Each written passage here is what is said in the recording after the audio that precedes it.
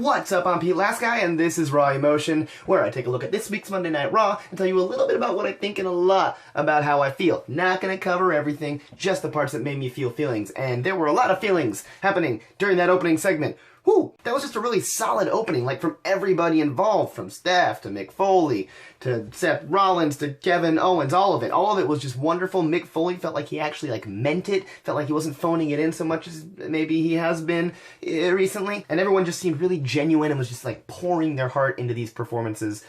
It was really, really good. Solid way to open the show. Kevin Owens, it's such a fantastic heel, and it's because of what you saw this week. See, last week at the end of that match where he was crowned Universal Champion, he was so over. Everyone was loving it, chanting his name. He was about as over as he could possibly be, and he understood that he was too over. He knew that the people were loving it too much, and he knew exactly how to get all of that heat right back. He's so good at it. He's so good at wrestling. I gotta say, he's my favorite on the roster right now. And with Chris Jericho backing him up, it's just wonderful. I love watching those two play off of each other and just go back and forth backstage or in ring or whatever. It's perfect. The chemistry is there. Had a solid women's match for the most part. Good to see Bayley out there wrestling still, although it looked like there was this corner kick thing that I don't know if she was supposed to have messed it up because of her kayfabe injury or if that was an actual botch, but it was kind of sloppy. Worst part of the match, but the rest of the match was real solid. Really good stuff.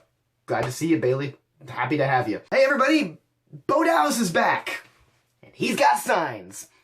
Okay? And in a squash, no less, with some nameless local jobber. Bo comes out, got this whole sign thing going on, just angry at this point, squashes a jobber, leaves the ring. What? Where? That was weird, right? Where's this going? Whatever, I guess we'll see. I mean, it was so strange. Even the announcers seemed like they felt just really uncomfortable and just didn't know what to say. They didn't even know this match was happening. It seemed like. So okay, sure, but Seth Rollins took on Chris Jericho in a match this week that I'm gonna say was match of the night for this week's episode of Monday Night Raw. It was just solid wrestling throughout. These are two just absolutely solid, dependable, all-around good wrestlers. They had an all-around good match. It wasn't some big spot fest. There were a couple of really cool spots, but they worked into the match and didn't, seem like they were shoehorned in. It was just a really good match. Just solid, simple, good wrestling, which stands out from a lot of the crazy BS that happened later on in the night. But we'll get there. Sheamus won his third out of the best of 7 series against Cesaro. Cesaro looking pretty injured, doing a lot of real good selling, takes the loss, so he's going to win their next match, because obviously they're not going to have Sheamus just clean sweep this. It's getting a little predictable, but still, they're good wrestlers. Cesaro is always fun to watch. Sheamus is, I feel, underrated by the fans. I'm enjoying it. Here's something I'm not okay with.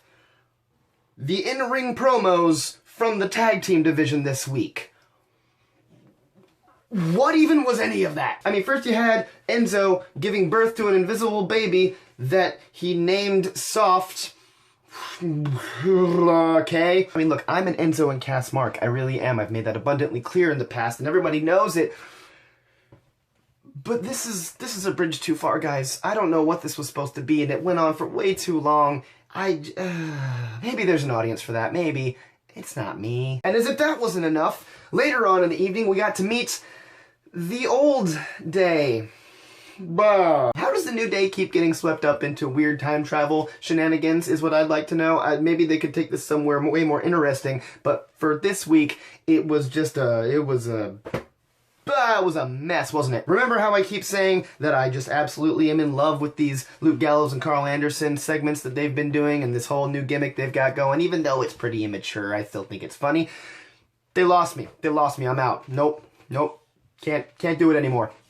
Not like this. It was uncomfortable. There were a lot of just weird, uncomfortable moments between the Bo Dallas squash and the Enzo and Cass thing and this, and it wasn't even a match. It was just a big, stupid promo, and I just...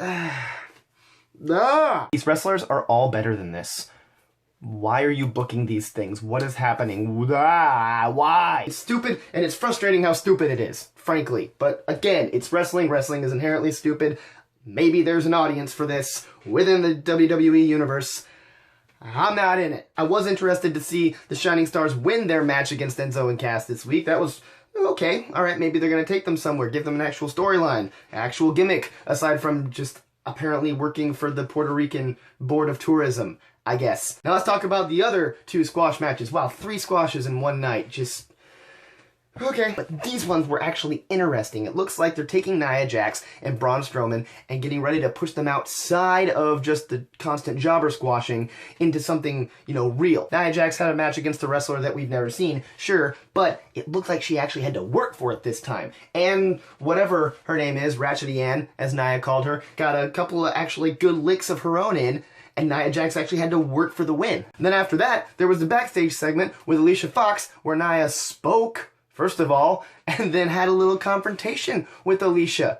So maybe there's going to be a feud brewing here. Maybe we'll see some actual storyline work. Same with the big, beastie face of a baby. Not a baby face, of course, but he's got the face that looks like a baby. Braun Strowman. He had a match against a wrestler we've actually heard of. Yeah. Braun Strowman fought Sin Cara this week. He destroyed him, of course, but it was a wrestler with a name.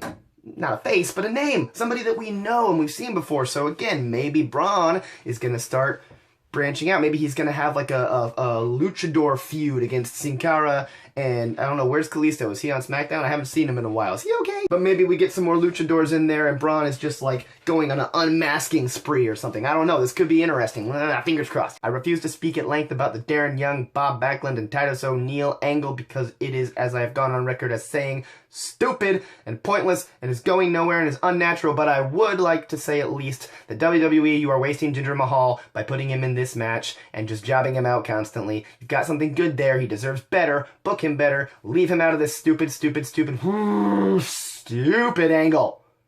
That's all. Sasha's promo, of course, was great, calling out this old stupid butterfly belt, calling out the word divas and all the bras and panties matches that they used to have. We knew she felt that way already, but it's always nice to hear it in-ring, on live TV. That was great. It was kind of transparent what she was doing, teasing, ooh, I might be out with an injury, but after we just saw Finn Balor get injured and WWE got on that like right away and told us ahead of time, it was pretty obvious what was happening. But we still got to see Sasha cut a promo and beat up Dana Brooke, so that's always nice to see. Which brings us to our main event. That's right, remember when the feud between Sami Zayn and Kevin Owens ended at SummerSlam?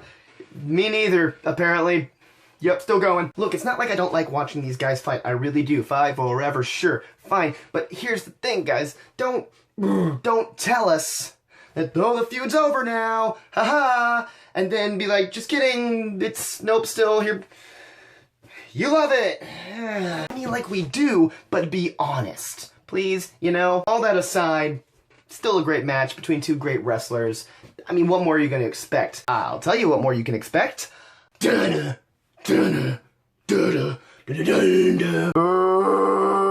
here comes Roman Reigns to stare down Kevin Owens for a little bit, and then Chris Jericho comes out and stares down Roman Reigns, and then Mick Foley comes out, makes a match next week between Reigns and Owens, and if Reigns wins that match, he gets inserted into the match at Clash of Champions, making it a triple threat match between him, Kevin Owens, and Seth Rollins. So basically, the same match we got last week on Raw for the championship, just minus Big Cass. Cool, I guess? Again, I've gone on record as saying that I actually like Roman Reigns. I like him. I like his style. He's good in the ring. My problem is with how he's booked. And it's this exact kind of thing that is why I have a problem with how he is booked. Why would you we've already seen this match, pretty much. We get it. He was screwed by Triple H too, but come on. WWE creative. Get creative. Please. But that's all I had to share with you guys about this week's episode. Let me know in the comments what you thought about this week's Monday Night Raw. Share the video with your friends. Subscribe to it. There's a button right down there somewhere. It's bright red. Can't miss it. Click it. That'll keep you updated with all the wrestling content that we're going to be coming out with here at BMB. And make sure to check out our new show, Caution Tape, which is going to be a review of NXT, coming out weekly, hosted by your friend Rick Robinson. So be sure to check that out. There's going to be a link in the description to that. Go ahead and click it. But that's it. So we are out in 1, 2, 3.